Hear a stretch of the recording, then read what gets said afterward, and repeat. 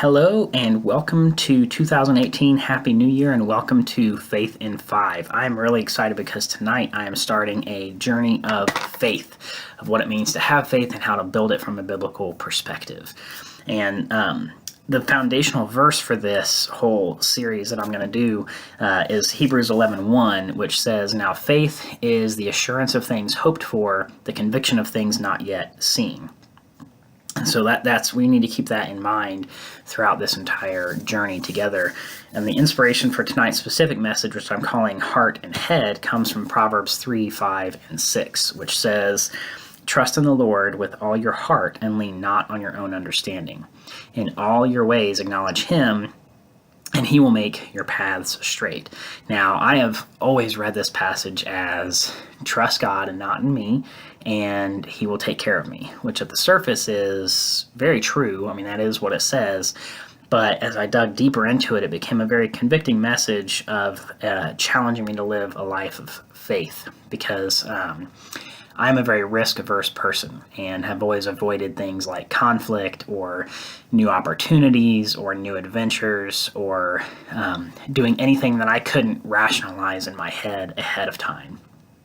And this message was convicting in that it challenged that thinking, and it says, no, if you're living a life like that, you're not living a life of faith at all.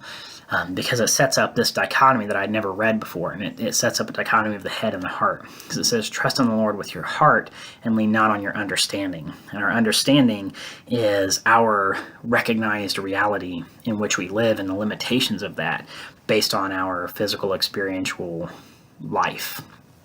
And so all of our reasoning and rationalization comes from the limitations of the box of the world in which we live. And the heart is the place where all those boundaries are gone.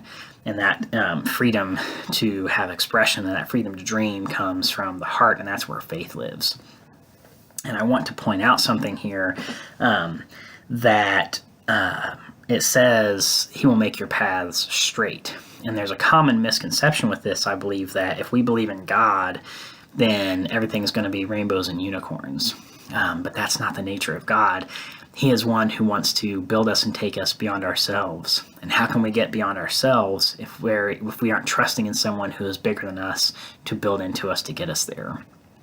And so what very often the straight path means is that it's a path of difficulty and it's a path of obstacles. It's never going to be the easy path. Because if the path were easy, we would be tempted to walk around and look around and say, you know what, I can do this by myself. I don't need God.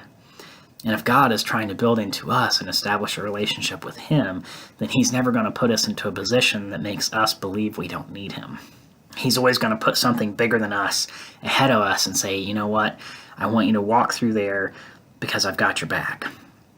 Because He who is living in me is greater than he who is living in the world. The power of God lives and rests in those who believe in Him, and there is no weapon and no enemy that can stand against that. And that's where God calls us to be. And a perfect example of this is the Israelites in the Old Testament. When they were freed from 400 years of bondage, God said, I'm going to lead you through the promised land. And I'm going to take you directly there. And they sent out spies to scope out the land, and the spies came back and they said, nope, the enemy's too big. We can't beat them. They're bigger than us. They're stronger than us. This is surely the way to death. And so they chose not to trust in God. And as a result, they spent 40 years wandering in the desert until that generation of unbelievers basically died off. Now, I want us to point out something here, is that God never left them even in the wandering. And so God's presence with us is not dependent on us choosing the path that results in us trusting in Him. He will always walk with us. But when we trust in Him, He makes the straight path. When we don't trust in Him, He walks with us even on the path that we are taking wherever we go. And so He'll never leave us or forsake us. And He's always with us in that moment, and that's an encouraging aspect. The other encouraging aspect about this is this notion of fate and free will that comes from being created in His image, because there's always a controversy there, and that's a very big topic. But it calls to mind Proverbs 16:9 that says, "The heart of man plans his way, but the Lord establishes his steps."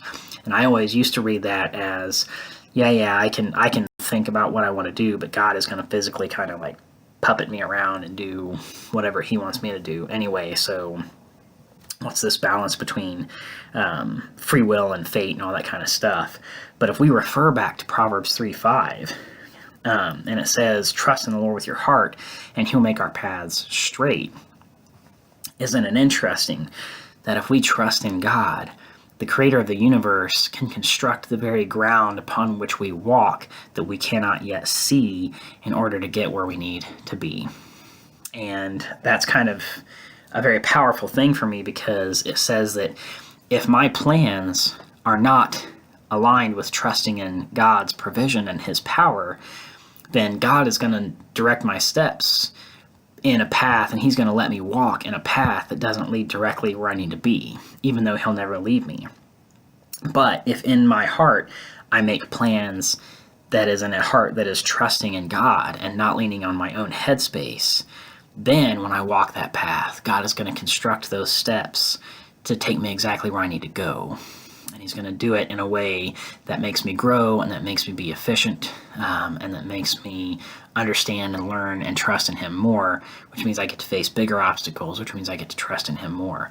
And that's something, as a risk-averse person, that I find challenging, that I want to challenge you with, and that is, are you struggling with a decision? Are you risk-averse as well?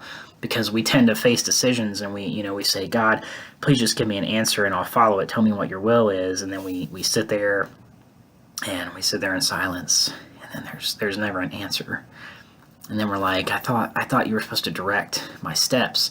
And the freeing part of these two passages is, because we are made in God's image, God says, just start walking.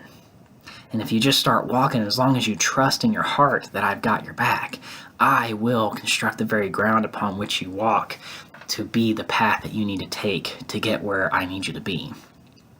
And if you just trust in me, then that path is going to be straight. It's going to challenge you. Sometimes it's going to hurt. Sometimes you're going to fail. Sometimes you're going to fall down. Sometimes you're going to wind up in a place where you didn't think you should be and where you didn't think you needed to go to get there.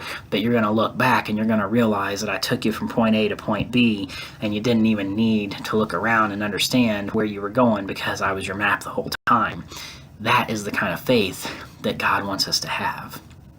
And that's the encouraging thing about this, is that when we trust in God, we don't have to sit there and beg him for an answer about which step to take, because he made us to have the ability to innovate and create and to think and to walk. He says, just start walking, and I'll be with you, and I'll make it happen the way it needs to happen if you just trust that I am leading you and that I have your best interest in heart. So that's the encouraging word for tonight, is just to walk and take the step. And God is going to direct you to where you need to be, regardless of what it takes to get there. He's always going to be with you, and he'll get you there faster if you're trusting in him. So I will see you next time. Have a good night, and Happy New Year.